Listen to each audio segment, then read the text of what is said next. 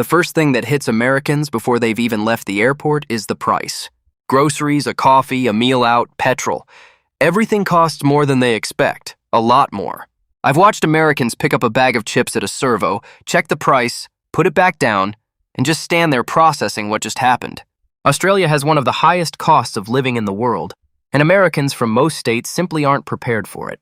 The minimum wage here is significantly higher, which pushes prices up across everything. It's not that Australians are being ripped off, it's that the entire economic baseline is different. But knowing that doesn't make it sting less when your pub meal costs $40.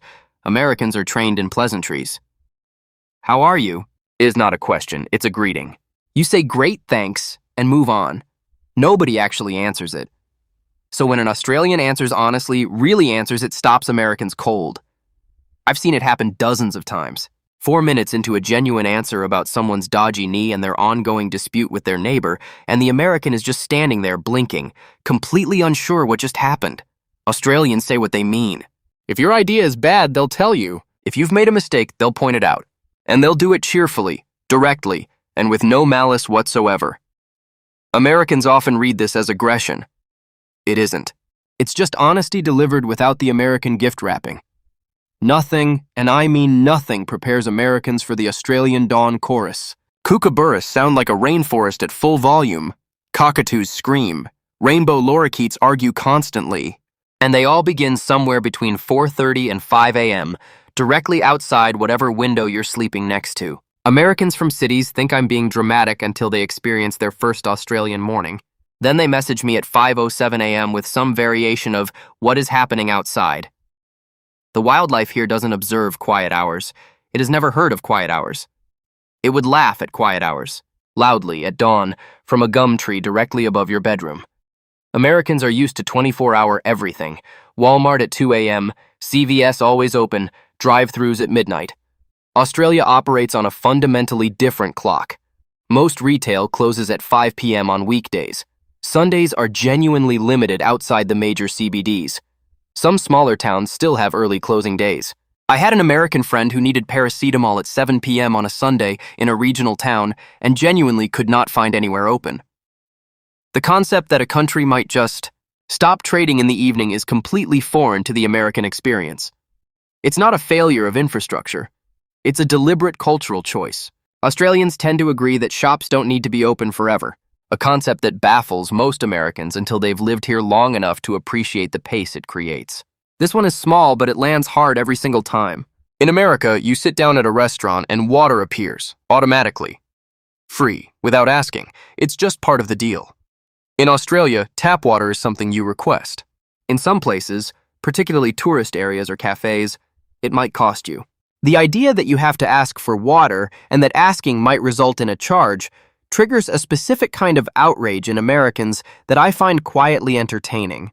It goes, mild confusion, then realization, then a long pause, then, wait, seriously? Yes, seriously. Ask for the water. It's fine. The water is fine. Everything is fine. Status dressing is a deeply American pursuit. The right brands, the right shoes, the right bag, all of it signaling something to someone. Australia finds this exhausting and largely pointless. The CEO of a mining company might show up to a function in shorts and thongs. A doctor might do a school run in a faded footy jersey. Nobody is performing their income through their clothing in the same way. Americans find this genuinely disorienting at first.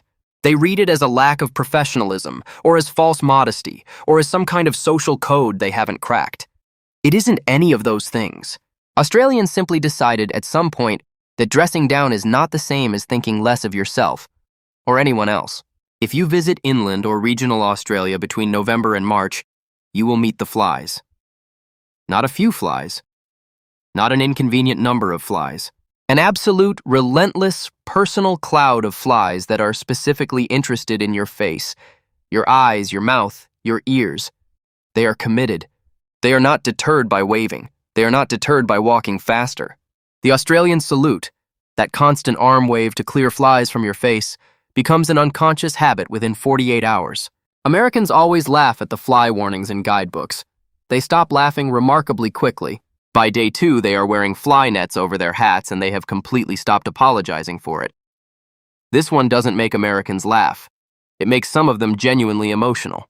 The idea that you can walk into a GP, be seen, get a prescription, and pay $30 or nothing at all with Medicare is so far outside the American healthcare experience that it almost doesn't compute. I know an American woman whose child needed emergency treatment while visiting Australia. The bill was $80 total. She cried in the car on the way back to their rental. Not from stress, from relief. And then from a kind of grief, I think, for what her family navigates every day at home. Universal healthcare is not a debate in Australia. It is simply the system. That framing alone stops Americans cold. Australian friendship is expressed through insult. The closer you are to someone, the harder they will mock you. This is not aggression. It is intimacy. But Americans are not briefed on this, and the first time an Australian they've just met calls them a drongo or takes the absolute mickey out of something they said, the internal American response is, have I offended this person? Am I in trouble? Should I apologize? The answer to all three is no. You are being accepted. You are being included. The roasting is the welcome. The correct response is to give it back, which is something Australians genuinely respect, and something that many Americans discover they're actually quite good at once they realize the rules. The scale of Australia simply does not register on a map. Americans see a continent that looks roughly comparable to the US and assume the distances work similarly. They do not. Sydney to Perth is further than New York to London. Darwin to Adelaide is a 2-day drive under good conditions. I have had Americans suggest doing a day trip from Sydney to the Great Barrier Reef. The reef is in Queensland. That is a 2-hour flight. It is not a day trip. It is a different part of a continent-sized country. The internal flights in Australia are not short hops, they are journeys. This recalibration of scale is something every American visitor has to go through, and it usually happens somewhere on the highway between the last town and the next one, with nothing in between but red dirt and sky. Small specific, disproportionately impactful. In some locations, certain tourist spots, older public facilities, some European-style venues that have made their way into Australian cities, you will encounter a coin-operated toilet. You will need 20 or 50 cents to open the door. Americans, accustomed to free public restrooms as a baseline right, find this a genuine affront. It does not matter that it's 50 cents. It is the principle. The idea that access to a toilet requires a financial transaction crosses something in the American mind. I mention it every time I talk to Americans planning to visit because the reaction, on a scale of all the shocks on this list, is wildly disproportionate to the actual cost involved. Americans from warm states, Florida, Texas, Arizona, arrive in Australia confident that they understand heat. They have experienced heat, and they are well acquainted. And then they spend a summer's day in Broken Hill or Marble Bar or anywhere in Western Australia's interior, and they discover that 45 degrees Celsius is not heat in the way they've previously understood the word. It does not sit on you like American humidity. It attacks. It comes from the ground as well as the sky. The air itself feels hostile. The UV index reaches levels that genuinely require shade as a medical necessity, not a comfort preference. Americans from Florida arrive, experience a 40-degree day in regional Australia, and quietly stop telling people they know what hot feels like. There is no American equivalent to the Australian RSL or registered club. It is part community center, part restaurant, part pokies hall, part sports bar, and it exists in almost every suburb and regional town in the country. The meals are cheap, the beer is cold, and on any given Tuesday afternoon, you will find a cross-section of Australian life that you won't find anywhere else. Americans walk in expecting a bar and come out having had a 3-course meal for $22, watched 2 old blokes play snooker, and witnessed a meat raffle. Explaining a meat raffle to an American is its own experience. You win meat. In a raffle. At the pub. This is normal. This is Australia. Ordering a beer in Australia requires knowledge that no American arrives with. A schooner, a pot, a middy, a pint, which is not the same size as an American pint. And critically, the names change by state. What's a schooner in New South Wales is a different size to what's called a schooner in South Australia. Americans walk up to a bar, say, "I'll have a beer," get asked what size, look at the options, and experience a specific kind of decision paralysis that I find very endearing. The standard move is to point at what the person next to them is drinking. This is the correct instinct. It gets you a beer. It gets you through the moment. Nobody will judge you for it. Americans tip. It is not a choice. It is a moral framework. Not tipping is a statement. Not tipping means something. So when Americans arrive in Australia and are told that tipping is not expected, that service workers earn a proper wage and don't rely on tips to survive, something short circuits. They tip anyway. They tip 15, 20% out of muscle memory and genuine discomfort at not doing it. And the staff look at them, slightly uncertain, occasionally uncomfortable, as if something unusual has happened that they're not sure how to process. You can leave a tip in Australia if you want. It will be appreciated. But its absence means nothing, and its presence sometimes means you've been mistaken for a tourist, which, to be fair, you are. Americans hear about Australian wildlife and assume it's a brand, a national personality quirk, a bit of theater. Dangerous animals used as a tourism hook to make the country seem edgier than it is. They are wrong.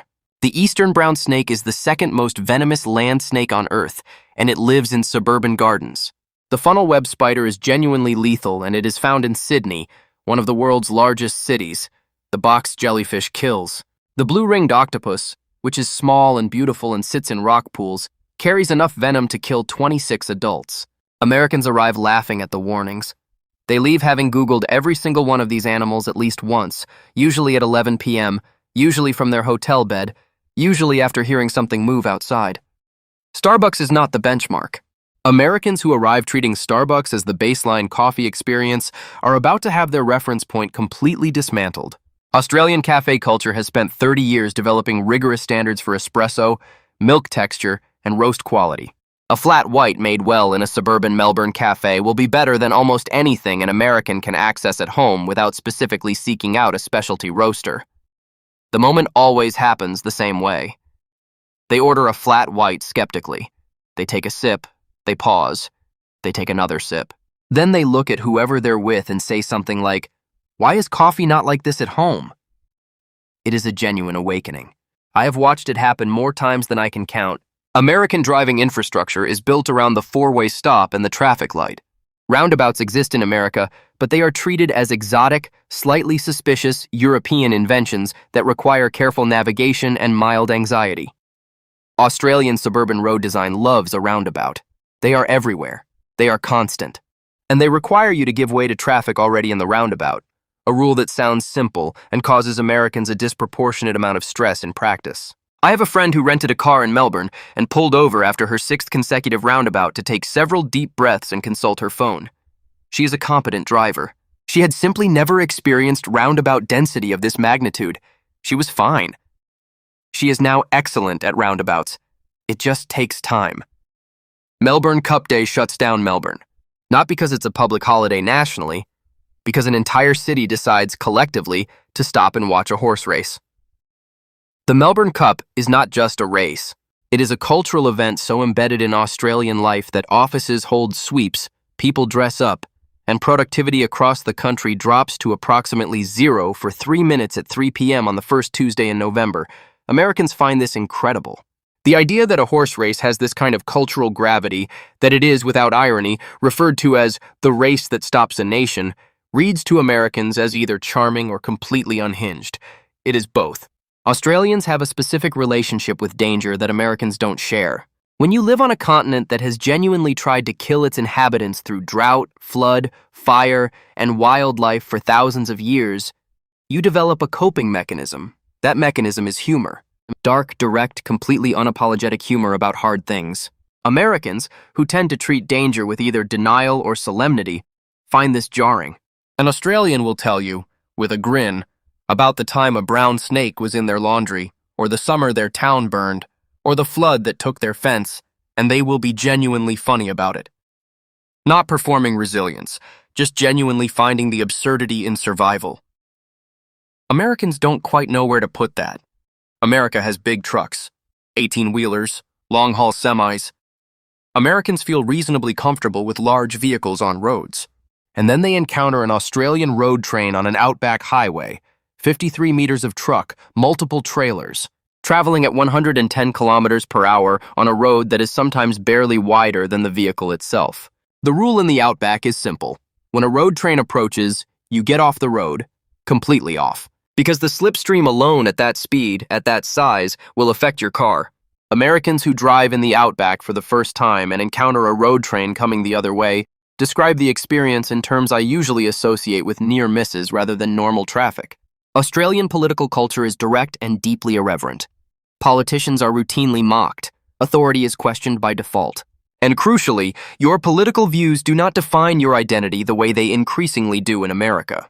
An Australian can disagree with you completely about the direction of the country, call your position idiotic, argue with passion, and then shout you a beer and mean it. The tribal quality of American political identity, where what you vote is who you are, is genuinely alien here. Australians find the American version of political discourse both fascinating and exhausting. Americans find the Australian version, honest, loud, and strangely non-personal, deeply confusing until they realize it might actually be healthier. Americans have beaches. Good beaches, some of them. Florida has its stretches of white sand. California has its coastline. Americans arrive in Australia feeling reasonably confident about beaches, and then they see Whitehaven Beach on the Whitsundays, or Cable Beach at Broome, or the stretch of coast north of Perth that goes on for hundreds of kilometers with almost nobody on it. The sand at Whitehaven is 70% pure silica. It squeaks when you walk on it. It is so fine it stays cool in direct sunlight. The water is a color that doesn't look real in photographs and looks even less real in person. Americans stand on these beaches and go quiet in a way that suggests the internal recalibration is happening in real time. This is the one that surprises Americans the most, because it requires a degree of self-awareness that the experience of visiting Australia tends to produce. Australians are deeply, genuinely familiar with American culture. They watch American TV, follow American politics, understand American geography. The reverse is almost completely untrue. Americans know Sydney. They know kangaroos. They know the Opera House. Beyond that, the knowledge drops off sharply. I have been asked by a university-educated American whether we have electricity in the outback. I have been asked if we use the same money. I have been asked if Australia is near England. Australians know this, and they find it funny rather than offensive. But for the Americans who realize it mid-trip, there is a moment of genuine reckoning. This is the one I saved for last because it's the most consistent thing I've witnessed across every American who has ever visited Australia. It doesn't matter how they arrived, skeptical, excited, underprepared, overconfident. It doesn't matter what shocked them, confused them, or briefly horrified them. By the time they're at the airport heading home, the same thing happens. They stop. They look back, metaphorically, and they say some version of, I need to come back, not that was great, not lovely trip. I need to come back, with the weight of something unfinished. Australia does this to people. It is big enough and strange enough and beautiful enough that a first visit only ever scratches the surface. And somehow, without trying, it makes that fact completely clear.